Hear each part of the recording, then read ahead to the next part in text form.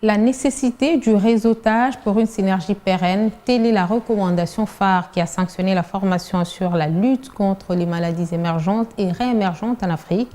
Les 31 participants formés à Kinshasa ont été appelés à être des ambassadeurs auprès de leurs pays respectifs.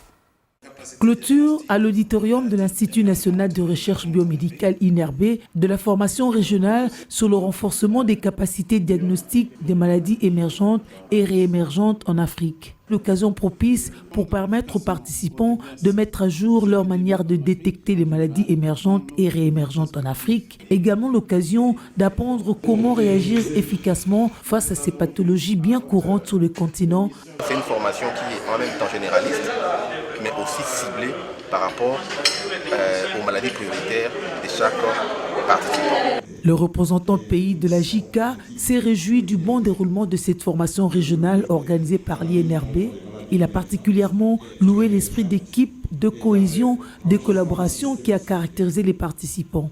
En organisant cette formation régionale de 1 mois, tous les experts de chaque pays ciblé peuvent se renforcer la communication multilatérale et bilatérale. Abordant dans le même sens, le représentant de l'Organisation mondiale de la santé, qui a félicité les facilitateurs et les participants, a encouragé Dr Mouyembe pour avoir démontré que le renforcement des capacités est un défi majeur et pour avoir démontré qu'il faut faire confiance à l'INRB comme centre d'excellence. En tant qu'Organisation mondiale de la santé, je voudrais, monsieur le directeur général, vous rassurer.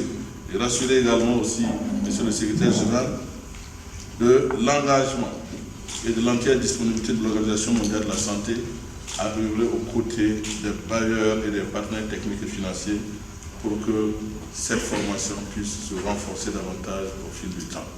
Édifié par la teneur des adresses des différents participants, le secrétaire général à la santé publique a invité les participants à tirer profit de cette formation et à constituer un réseau régional fort qui leur permettra d'optimiser les connaissances acquises.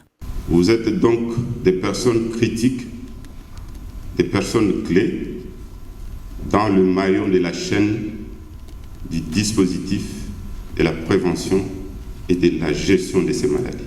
Les 31 participants à ce concours, dont un bon nombre de techniciens des laboratoires, étaient sélectionnés au terme d'un concours.